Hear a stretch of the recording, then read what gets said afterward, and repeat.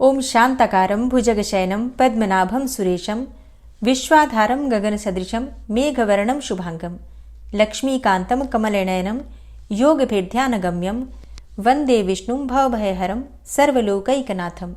ओम जय श्री हरि विष्णु। पौष पुत्रदा एकादशी की आप सभी को मंगल शुभकामनाएं। भगवान श्री हरि विष्णु और माता लक्ष्मी की कृपा सदैव आप और आपके समस्त परिवार पर बनी रहे। और आज की वीडियो में आप सुनेंगे पुत्रदा एकादशी व्रत की कथा। शुभ मुहूर्त और पूजा विधि के लिए पूरी वीडियो अंत तक जरूर देखिए। पौष मास की कृष्ण पक्ष की एकादशी सफला एकादशी का सारा वृतांत सुनने के बाद महाराज युधिष्ठिर ने भगवान श्री कृष्ण से पूछा, हे भगवान, आपने सफला एकादशी का महात्म्य बताकर बड़ी कृपा की। अब कृपा करके यह बतलाइए कि पौष मास की शुक्ल पक्ष की एकादशी का क्या नाम है, उसकी विधि क्या है और उसमें कौन से देवता का पूजन किया जाता है। महाराज युधिष्ठिर के पूछने पर भक्तवत्सल भगवान श्री कृष्ण बोले, हे राजन, इस एकादशी का नाम पुत्रदा एकादशी है। इसमें भी भगवान नारायण की ही पूजा की जाती है। प्रत्येक मनुष्य को विधि पूर्वक पुत्रदा एकादशी का व्रत अवश्य ही धारण करना चाहिए, क्योंकि इस चर और अचर संसार में पुत्रदा एकादशी व्रत के समान दूसरा कोई व्रत नहीं है। इस व्रत के पुण्य से मनुष्य तपस्वी, विद्वान और लक्ष्मीवान होता है। इसकी मैं एक कथा कहता हूँ, सो तुम ध्यान पूर्वक सुनो। भद्रावती नामक नगरी में सुकेतुमान नाम का एक राजा राज्य करता था।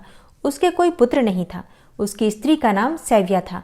वह निपुत्री होने के कारण सदैव ही चिंतित रहा करती थी और राजा के पितर भी रो रो कर पिंड लिया करते थे और सोचा करते थे कि इसके बाद हमको कौन पिंड देगा।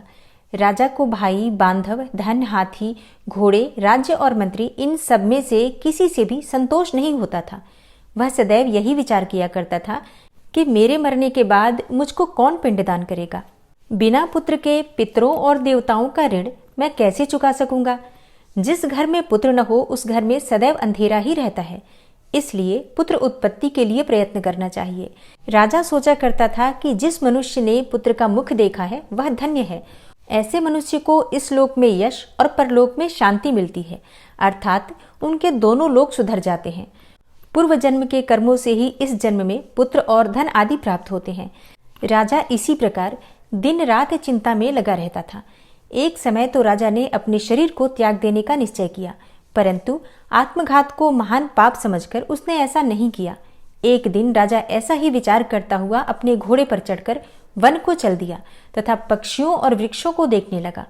उसने देखा कि वन में मृग, व्याघ्र, सूअर, सिंह, बंदर, सर्प आदि सब भ्रमण कर रहे हैं। हाथी अपने बच्चों और हथिनियों के बीच घूम रहा है। इस वन में कहीं तो गीदड़ अपने कर्कश स्वर में बोल रहे हैं, कहीं उल्लू ध्वनि कर रहे हैं। वन के दृश्यों को देखकर राजा सोच विचार में लग गया। इसी प्रकार आधा दिन बीत गया। वह सोचने लगा कि मैंने कई यज्ञ किए, ब्राह्मणों को स्वादिष्ट भोजन से तृप्त किया, फिर भी मुझको दुख प्राप्त हुआ। ऐसा क्यों? राजा प्यास के मारे अत्यंत दुखी हो गया और पानी की तलाश में इधर उधर फिरने लगा। थोड़ी दूरी पर राजा ने एक सरोवर देखा। उस सरोवर में कमल खिले थे तथा सारस, हंस, मगरमच्छ आदि विहार कर रहे थे। उस सरोवर के चारों तरफ मुनियों के आश्रम बने हुए थे। उसी समय राजा के दाहिने अंग फड़कने लगे। राजा शुभ शकुन समझकर घोड़े से उतरकर मुनियों को दंडवत प्रणाम करके बैठ गया। राजा को देखकर मुनियों ने कहा, हे राजन, हम तुमसे अत्यंत प्रसन्न हैं। तुम्हारी क्या इच्छा है सो कहो। राजा ने पूछा, महाराज, आप कौन हैं और किस लिए यहाँ आए हैं? हे महाराज, कृपा करके आप अपने विषय में मुझे बतलाइए। मुनि कहने लगे कि हे राजन, आज संतान देने वाली पुत्रदा एकादशी है। हम लोग विश्वदेव हैं और इस सरोवर में स्नान करने के लिए आए हैं। मुनि के वचनों को सुनकर राजा कहने लगा कि हे महाराज, मेरे भी कोई संतान नहीं है। यदि आप मुझ पर प्रसन्न हैं तो मुझे भी एक पुत्र का वरदान दीजिए। मुनि बोले, हे राजन, आज पौष मास की शुक्ल पक्ष की पुत्रदा एकादशी है। आप अवश्य ही इस एकादशी का व्रत करें तो भगवान की कृपा से अवश्य ही आपके घर में पुत्र होगा। मुनि के वचनों को सुनकर राजा ने उसी दिन पुत्रदा एकादशी का व्रत किया और द्वादशी को उस व्रत का पारण किया। इसके पश्चात मुनियों को प्रणाम करके महल में वापस आ गया। कुछ समय बीतने के बाद रानी ने गर्भ धारण किया और 9 महीने के पश्चात उसे एक उत्तम पुत्र की प्राप्ति हुई, जो बड़ा होकर अत्यंत वीर, यशस्वी और प्रजापालक चक्रवर्ती सम्राट बना। भगवान श्री कृष्ण बोले, हे राजन, पुत्र प्राप्ति के लिए पुत्रदा एकादशी का व्रत करना चाहिए। इस व्रत के करने वाले यशस्वी और पितृभक्त पुत्र तो पाते ही हैं, इसके महात्म्य का श्रवण करने मात्र से ही मनुष्य को सुंदर संतान और मोक्ष की प्राप्ति होती है। तो प्रेम से बोलिए श्री लक्ष्मी नारायण की जय। और अब आप सुनेंगे एकादशी माता की कथा। एकादशी का व्रत एकादशी माता की कथा सुने बिना अधूरा ही माना जाता है, इसलिए पूरे श्रद्धा भाव से एकादशी माता की कथा भी जरूर सुननी चाहिए। एकादशी माता की कथा के अनुसार मुर नामक एक दैत्य था। रावण और कंस की तरह वो भी बड़ा आतंक मचाता था और स्वर्ग में देवों सहित सभी को पीड़ा देता था। सब लोग उससे रक्षा मांगकर श्रीमन नारायण की शरण में गए। भगवान ने कहा, मैं उसे संभालता हूँ, तुम चिंता मत करो। सभी देवताओं को आश्वासन देकर भगवान मुर के साथ युद्ध करने लगे, लेकिन अपनी सारी शारीरिक शक्ति लगाकर भी भगवान विष्णु कुछ नहीं कर सके। भगवान को युद्ध के मैदान से पलायन करना पड़ा। तब वे हिमालय की एक गुफा में जाकर छुप गए। मुर भी उनका पीछा करते हुए वहीं पहुंच गया। भगवान ने ध्यान करना शुरू किया और उनके मन से एक शक्ति उत्पन्न की, उनकी मानसिक शक्ति, और इस शक्ति ने बाहर आकर मुर को अपनी तलवार से मार डाला। हम जानते हैं कि शरीर में 10 इंद्रियां हैं, 5 ज्ञानेंद्रिय और 5 कर्मेंद्रिय। 11वीं इंद्रिय है मन। संस्कृत में एकादशी का अर्थ है 11। चूंकि यह देवी उनके मन अर्थात भगवान की 11वीं इंद्रिय से निकली थी, इसलिए भगवान ने उन्हें एकादशी के नाम से पुकारा। एकादशी माता की उत्पत्ति का दिन उनके नाम से ही जाना जाने लगा। माता एकादशी के अंतिम चरण के दौरान उत्पन्न हुई थी, इसलिए इसे जयंती कहते हैं, और उन्होंने द्वादशी के पहले चरण के दौरान दैत्य को मार डाला था, इसे स्मरंती कहते हैं। अब एकादशी के दिन व्रत क्यों करना चाहिए, भोजन क्यों नहीं करना चाहिए, तो इस बारे में भगवान ने घोषणा की कि एकादशी के दौरान देवी के इस महान कार्य के कारण पूरे जगत में कोई भी पाप नहीं रहेगा। लेकिन पाप तो पहले से ही है। जब उसने यह सुना तो पाप पुरुष आश्रय की तलाश में इधर उधर भागने लगा। एकादशी के दौरान वह कहाँ रहेगा? वह जहाँ भी गया सभी ने उसे आश्रय देने से इनकार कर दिया। तब अंत में भोजन अर्थात अन्न एकादशी के दौरान उसे आश्रय देने के लिए सहमत हो गया। इसके बारे में एक श्लोक है, यानि कानि च पापानि ब्रह्महत्यादिकानि च अन्नमाश्रित्य सर्वाणि तिष्ठन्ति हरिवासरे अघम स केवलम भुंक्ते यो भुंक्ते हरिवासरे। तो एकादशी के दौरान सभी पाप भोजन में ही आश्रय लेते हैं, और जो कोई मनुष्य इस दौरान यानी एकादशी के दौरान भोजन करता है, ये पाप उस व्यक्ति में प्रवेश करेंगे और रोग, समस्या, हानि, परेशानी इत्यादि बन जाएंगे। इसलिए एकादशी के दिन व्रत धारण करना चाहिए। भगवान विष्णु ने कहा कि जो भी मनुष्य एकादशी के दिन व्रत धारण करेगा उसके समस्त पाप नष्ट हो जाएंगे और उसे अंत में विष्णुलोक की भी प्राप्ति होगी। एकादशी को विष्णु भगवान की कन्या भी कहा जाता है, क्योंकि वह भगवान की मानस पुत्री हैं। उनकी मूर्ति पूरी जगन्नाथ मंदिर और द्वारका धाम में भी है। भगवान के धर्म की रक्षा के लिए जितने भी अवतार हैं वे सभी एकादशी के दिन ही हुए हैं, इसलिए यह इतना पवित्र दिन है। एकादशी व्रत का प्रभाव बताते हुए भगवान श्री कृष्ण ने धर्मराज युधिष्ठिर से कहा, गालव मुनि का भद्रशील नाम का एक पुत्र था। भद्रशील ने छोटी उम्र से ही एकादशी व्रत का पालन करना शुरू कर दिया। मुनि ने उन्हें ऐसा करने के लिए कभी नहीं कहा था। एक बार मुनि ने भद्रशील से पूछा कि उन्हें इस व्रत को करने को किसने कहा है। भद्रशील ने कहा कि मैं तो कई जन्मों से एकादशी का व्रत करता आ रहा हूँ। आमतौर पर किसी को भी अपना पिछला जन्म याद नहीं रहता। जब तक आप माँ के गर्भ में होंगे तब तक आपको पिछले जन्मों की याद रहेगी, लेकिन जन्म से ठीक पहले यह स्मृति मिट जाती है। लेकिन भद्रशील को पिछले जन्म की याद उस समय भी थी। यह एकादशी व्रत की शक्ति थी जिसका वे पालन करते थे। वे एक पूर्व जन्म में धर्मकीर्ति नामक राजा थे। धर्मकीर्ति बहुत क्रूर था, उसे कोई पसंद नहीं करता था। ऐसा कोई पाप नहीं था जो उसने नहीं किया हो। एक बार वह अपने सैनिकों के साथ शिकार पर गया। उसने एक हिरण को देखा और अपने सैनिकों को उस हिरण को चारों ओर से घेरने के लिए कहा। राजा ने कहा कि जो भी उस हिरण को भागने देगा उसका पूरा परिवार मार डाला जाएगा। हिरण ने यह सुना और सोचा, बेचारे सैनिक, मैं उनमें से किसी को कुछ भी नहीं होने दूंगा। हिरण राजा के पास से निकल भागा। राजा ने हिरण का पीछा किया। सूर्यास्त होते राजा एक घने जंगल के अंदर फंस गया। हिरण कहीं दिखाई नहीं दे रहा था। राजा ने एक पेड़ के नीचे रात बिताई। उसने दिन भर में कुछ भी नहीं खाया था।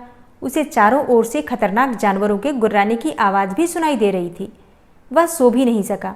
राजा ने डर से श्रीहरि परमात्मा से प्रार्थना करना शुरू कर दिया। फिर सुबह होते ही उसकी मृत्यु हो गई। यमदूत आए और उसे यमराज के पास ले गए। यमराज ने पूछा, तुम लोग इन्हें यहाँ क्यों लाए हो? इनका स्थान तो वैकुंठ में भगवान महाविष्णु के बगल में है। यमदूतों ने यमराज से कहा, लेकिन राजन, यह तो महापापी है। यमराज बोला, नहीं, वह सब चला गया है, ये अब बिल्कुल पवित्र है। जिस दिन इसकी मृत्यु हुई वह एकादशी थी। उन्होंने दिन भर उपवास किया और रात में जागते हुए श्रीहरि का स्मरण किया। उनके सारे पाप दूर हो गए, ये पवित्र हो गए। तब यमराज ने स्वयं एक स्वर्ण रथ बुलवाया और राजा को वैकुंठ भेज दिया। इसके बाद जब लोगों को इस बारे में पृथ्वी पर पता चला तो वे सभी एकादशी का पालन करने के लिए और अधिक उत्साहित हो गए। तो प्रेम से बोलिए, एकादशी माता की जय।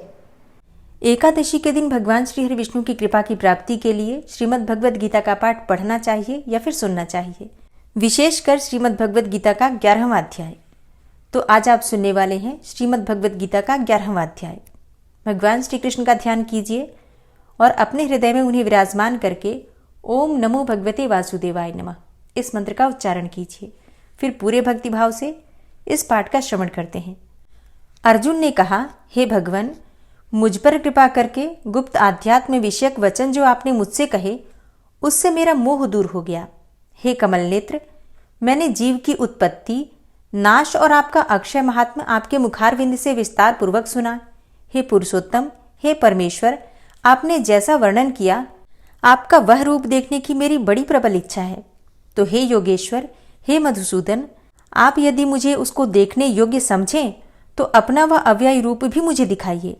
श्री भगवान ने कहा, हे पार्थ, नाना प्रकार के, नाना वर्णों के और नाना आकार में मेरे शत शत सहस्त्र सहस्त्र रूपों को देखो। हे भारत, तुम वसु, रुद्र, अश्विनी कुमार, मरुदगण और पहले कभी न देखे थे ऐसे आश्चर्य देखो। हे गुणाकेश, चराचर सहित यह जगत तथा जो देखना चाहो तुम यहाँ मेरी देह में देख लो, परंतु इन नेत्रों से तुम मुझे नहीं देख सकोगे, इसलिए मैं तुमको दिव्य नेत्र देता हूँ, उनसे मेरा दिव्य रूप देखो। संजय ने धृतराष्ट्र से कहा कि हे राजन, इस प्रकार श्री कृष्णचंद्र जी ने अर्जुन से कहा और दिव्य दृष्टि देकर अपना अलौकिक रूप दिखाया। उस विश्वरूप के अनेकों मुख, नेत्र और अद्भुत दृश्य थे और उसमें अनेकों सुंदर सुंदर आभूषण और आयुध सुसज्जित थे। देह पर दिव्य गंध और वस्त्र लगे थे। उस समस्त आश्चर्य में अनंत देव के सब और मुख दिखाई देते थे। आकाश में यदि हजारों सूर्यों की प्रभा एक साथ हो तो उस महात्मा की प्रभा की समता न कर सके। उस समय अर्जुन ने देवाधिदेव के शरीर में अनेकों प्रकार से विकल समस्त जगत को एकत्रित देखा। अर्जुन आश्चर्यचकित हो गया, शरीर रोमांचित हो गया। उसने शीश नवाकर हाथ जोड़कर कहा, हे देव, तुम्हारी देह में सब दोष भिन्न भिन्न प्राणियों के समुदाय, कमलासन पर बैठे हुए देवताओं के ईश ब्रह्मा, संपूर्ण ऋषि और दिव्य सर्पों को मैं देखता हूँ। हे विश्वेश्वर, तुम्हारे अनेकों भुज, अनेकों उदर, अनेकों मुख, अनेकों नेत्र हैं। तुम्हारा रूप अनंत है। तुम्हारे अंत तथा आदि को मैं नहीं देखता, किंतु समस्त विश्व में तुम्हारा रूप देखता हूँ। तुमको किरीट युक्त गदा, चक्रधारे चारों ओर से दे दीप्यमान, तेजो राशि सर्वत्र चमकते हुए अग्नि तथा सूर्य के भांति प्रकाशवान, दुर्निरीक्ष और अपरंपार देख रहा हूँ।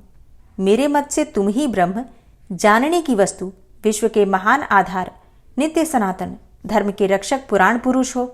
मैं आपको आदि मध्य तथा अंत से रहित अनंत शक्ति, अनंत भुज चंद्र, सूर्य नेत्र, जिसके कांतिमान अग्नि के सदृश मुख वाला, अपने तेज से इस संपूर्ण संसार को तपते हुए देख रहा हूँ। हे महात्मन, पृथ्वी और आकाश के मध्य की वह अनंत और संपूर्ण दिशाएं आपसे व्याप्त हो रही हैं। आपके इस अद्भुत और उग्र रूप को देखकर तीनों लोग भयभीत हो रहे हैं। यह देवताओं के समूह तुम्हारी शरण में आ रहे हैं। उनमें कितने ही भयभीत होकर हाथ जोड़कर तुम्हारी प्रार्थना कर रहे हैं। महर्षियों और सिद्धों का समूह स्वस्ति कहकर नाना प्रकार से तुम्हारी प्रशंसा कर रहा है। रुद्र, आदित्य, वसु, साध्य, विश्वदेव, अश्विनी, मारुत पिता, गंधर्व, यक्ष, असुर, सिद्ध और इनके संग विस्मित होकर आपकी ओर देख रहे हैं। हे महाबाहो, अनेकों नेत्र, बहुजांग, पेट, कराल, दंत युक्त तुम्हारा यह विशाल रूप देखकर सब अत्यंत भयभीत हो रहे हैं और मैं भी घबरा रहा हूँ।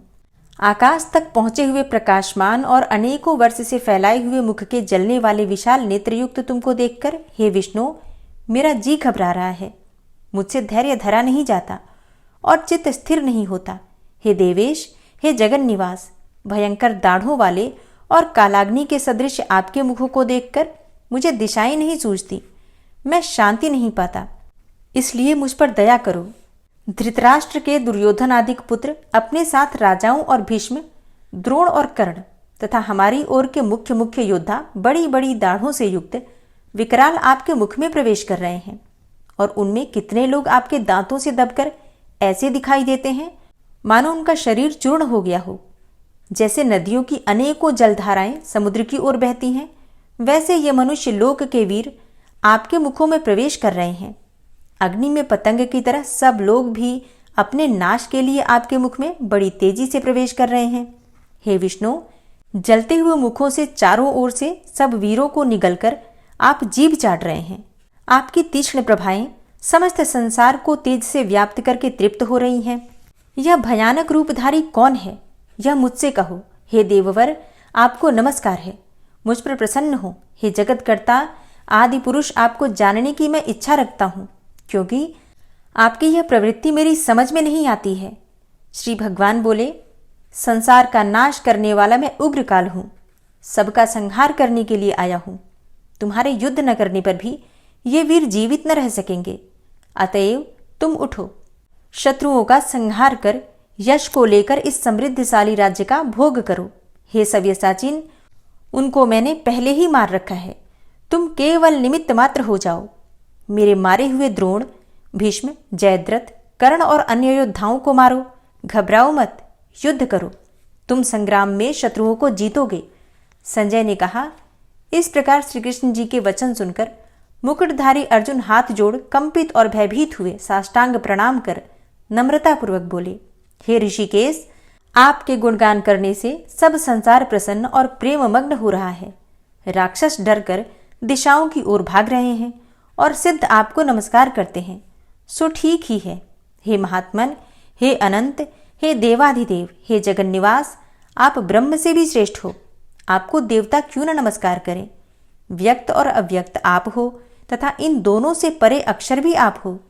हे अनंत, आप आदिदेव हो, पुरातन पुरुष हो, विश्व के परम आधार हो, ज्ञाता और ज्ञेय हो, श्रेष्ठ स्थान आप हो, विश्व का विस्तार करने वाले भी आप ही हो। आप वायु, यम, अग्नि, वरुण, चंद्र, ब्रह्मा और ब्रह्मा जी के भी पिता हो, आपको नमस्कार है और बार बार आप ही को नमस्कार है। हे सर्वस्वरूप, आप अनंत वीर्यवान तथा अतुल पराक्रमी हो, आप जगत में व्याप्त हो, इसलिए स्वरूप हो। तुम्हारी महिमा को न जानकर मैंने तुमको अपना मित्र मानकर हे कृष्ण, हे सखे, ऐसे जो तिरस्कार से कहा, सो प्रमाद से अथवा स्नेह से हे अच्युत, तुमसे इन बोलों की क्षमा मांगता हूँ, जो कि परिहास से विहार, सोने, बैठने और भोजन के समय अकेले अथवा मित्रों के मध्य में तुम्हारा कभी अपमान किया है। तुम इस स्थावर जंगम रूप से पिता, पूज्य और महान गुरु हो, त्रिलोकी में भी तुम्हारे समान कोई नहीं है, तुमसे अधिक अतुल प्रभाव कहाँ से होगा। इसलिए हे ईश, तुमको शीश झुकाकर प्रणाम करता हूँ, मुझ पर कृपा करो। हे देव, जैसे पिता पुत्र के, मित्र मित्र के और प्रिय प्रिया के अपराध क्षमा करता है, वैसे ही तुम मेरे अपराध क्षमा करो। हे देव, पहले कभी नहीं देखा ऐसा आपका रूप देखकर मैं प्रसन्न हूँ और भय से मेरा मन व्याकुल भी है, इसलिए वही पहला रूप मुझे दिखाओ। और हे देवेश, हे जगन्निवास, आप प्रसन्न हो। हे सहस्त्रबाहु, हे विश्वमूर्ति, मैं फिर आपको वही किरीट, गदा, औस्त्र, हाथ में चक्र धारण किए हुए देखना चाहता हूँ। तब श्री कृष्ण भगवान ने कहा, हे अर्जुन, मैंने प्रसन्न होकर यह तेजोमय, अनंत, आद्य और विश्वरूप अपने योग के प्रभाव से तुमको दिखलाया है, जिसको तुम्हारे अतिरिक्त पहले किसी ने नहीं देखा था। हे पांडवों में श्रेष्ठ, मनुष्य लोक में तुम्हारे सिवाय कोई वेदों के अध्ययन, दान, अग्निहोत्र आदि और घोर तप करके भी यह रूप धारण किए मुझको नहीं देख सकता। मेरा ऐसा भयानक रूप देखकर तुम व्याकुल और मूढ़ न हो, भय त्याग कर प्रसन्न चित्त होकर फिर तुम मेरा वही रूप देखो। संजय ने कहा। इतना कहकर श्री कृष्ण जी ने फिर से चतुर्भुज रूप दिखलाया और सौम्य रूप धारण करके महात्मा ने अर्जुन को धीरज बंधाया। अर्जुन ने कहा, हे जनार्दन, आपके सौम्य दिव्य मंगल रूप को देखकर अब मैं प्रसन्न चित्त होकर स्वस्थता को प्राप्त हुआ। श्री कृष्ण जी बोले, हे अर्जुन, जो मेरा यह विश्वलय रूप तुमने देखा है, इसका दर्शन संभव नहीं है। देवता भी इस लय के दर्शन की आकांक्षा करते हैं। हे अर्जुन, जैसा मेरा लय तुमने देखा है, ऐसे लय को वेदाध्ययन, तप व यज्ञ आदि कर्म द्वारा देखना भी असंभव है। हे अर्जुन, हे परंतप, मेरा जो विश्वलय है, इसको मनुष्य अनन्य भक्ति के द्वारा जान सकते हैं और तत्व ज्ञान द्वारा इसमें लीन हो सकते हैं। हे अर्जुन, जो कोई मनुष्य मेरी ही भक्ति के लिए कर्म करते हैं, मुझे सर्वोत्तम मानते हैं, मुझ में भक्ति रखते हैं, सांसारिक संगी से मुख मोड़ चुके हैं, संपूर्ण प्राणी मात्र से वैर त्याग चुके होते हैं, वे ही मुझको प्राप्त हो सकते हैं। प्रेम से बोलिए जगत गुरु भगवान श्री कृष्ण की जय। और अब जानते हैं कि एकादशी की तिथि कब प्रारंभ हो रही है, कब समाप्त हो रही है, व्रत हमें कब धारण करना है और पारण करने का यानी कि व्रत खोलने का शुभ मुहूर्त क्या है। पौष मास की पुत्रदा एकादशी की तिथि प्रारंभ हो रही है 9 जनवरी 2025 को दोपहर में 12:22 पर और तिथि समाप्त हो रही है 10 जनवरी को सुबह 10:19 पर। तो सूर्योदय कालीन तिथि में हम व्रत धारण करते हैं एकादशी का। तो इसके अनुसार 10 जनवरी 2025 को एकादशी का व्रत हम धारण करेंगे और दिन होगा शुक्रवार का। तो शुक्रवारी एकादशी अपने आप में एक श्रेष्ठ और दुर्लभ संयोग होता है, क्योंकि शुक्रवार का दिन माता लक्ष्मी को समर्पित होता है और भगवान श्री हरि विष्णु को अत्यंत प्रिय है एकादशी तिथि। ऐसे में भगवान श्री हरि विष्णु और माँ लक्ष्मी की जो हम संयुक्त रूप से पूजा करते हैं, तो हमारी हर प्रकार की परेशानी से मुक्ति मिलती है और किसी भी प्रकार की कामना हो, सुख समृद्धि, संतान, सौभाग्य, विवाह या फिर दाम्पत्य जीवन को सुखमय बनाना चाहते हैं, तो ये दिन आपके लिए सर्वश्रेष्ठ है। व्रत नहीं भी करते हैं, मतलब व्रत करते हैं तब तो अत्यंत ही श्रेष्ठ है। अगर व्रत नहीं भी करते हैं तो भी आपको विधि विधान से संयुक्त रूप से श्री हरि विष्णु और माता लक्ष्मी की आराधना इस दिन जरूर करनी है। 10 जनवरी को सूर्योदय काल का समय है सुबह 7:14 पर और सूर्यास्त का समय होगा शाम को 5:54 पर। राहु काल जो कि अशुभ काल होता है, इस समय में कोई भी शुभ कार्य नहीं करना चाहिए और वो समय आपको प्राप्त हो रहा है सुबह 11:14 से दोपहर में 12:34 तक। अब बात करें शुभ मुहूर्त के बारे में, जो कि अभिजीत मुहूर्त होता है 12:13 से, मतलब दोपहर में 12:13 से दोपहर में 12:55 तक। इस समय में आप कोई भी शुभ कार्य कर सकते हैं। दूसरा शुभ मुहूर्त होता है अमृत काल का, जो कि 11:29 पर सुबह प्रारंभ होगा और 12:59 तक दोपहर में रहेगा।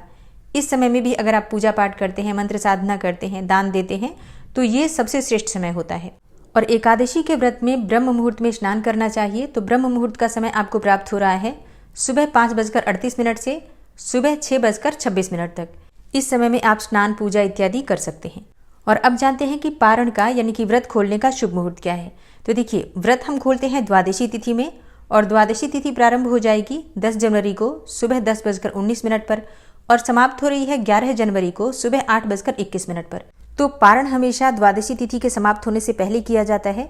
ऐसे में सूर्योदय के बाद यानी कि 7:15 से सुबह 8:21 तक आपको अपना व्रत खोल लेना है, क्योंकि इसके बाद त्रयोदशी तिथि प्रारंभ हो जाएगी। तो द्वादशी तिथि समाप्त होने से पहले आपको अपना व्रत अवश्य खोल लेना है, ठीक है।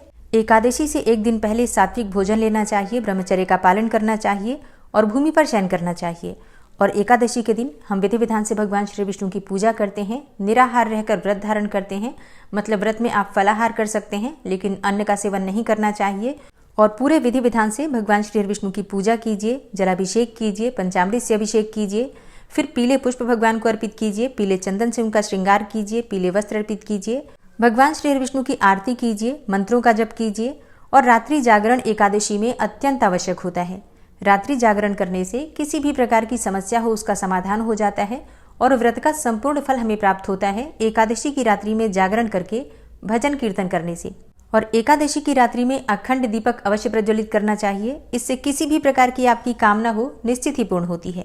फिर द्वादशी के दिन प्रातःकाल जल्दी उठकर और स्नान कर लीजिए, भगवान श्री विष्णु की पूजा कीजिए, मंत्रों का जप कीजिए, फिर शुद्ध और सात्विक भोजन बनाकर भगवान श्री विष्णु को भोग अर्पित कीजिए और ब्राह्मण को भी भोजन करवाइए अगर संभव हो तो। और अगर ब्राह्मण भोजन नहीं करा पाते हैं तो फिर ब्राह्मण के निमित्त दान की सामग्री निकाल दीजिए और फिर स्वयं भी शुभ मुहूर्त में अपना व्रत खोल लीजिए। इस प्रकार से एकादशी के व्रत में दशमी से द्वादशी तक के ये नियम होते हैं। अगर आपका कोई भी प्रश्न हो या फिर कोई भी विशेष वीडियो देखना चाहते हैं तो कमेंट बॉक्स में आप लिख सकते हैं। बहुत जल्दी आपके प्रश्नों पर वीडियो बन जाएगी या तो फिर आपके प्रश्नों का उत्तर कमेंट बॉक्स में भी मिल जाएगा। तो दोस्तों, उम्मीद करती हूँ ये वीडियो आपके लिए उपयोगी होगी। अगर आपको वीडियो अच्छी लगी है तो इसे लाइक कीजिए और अगर संभव हो तो वीडियो को ज़्यादा से ज़्यादा शेयर कीजिए। और चैनल पर पहली बार आए हैं, अगर अभी तक आपने चैनल को सब्सक्राइब नहीं किया है तो आज की वीडियो अगर आपको अच्छी लगे तो चैनल को सब्सक्राइब करके बेल आइकन को ज़रूर प्रेस कर लीजिए। इससे ये होगा कि इस चैनल पर जो नई वीडियो अपलोड होंगी उनकी नोटिफिकेशन आपको सही समय पर प्राप्त होगी। मिलती हूँ मैं आपसे अगली वीडियो में, तब तक के लिए जय श्री राधे।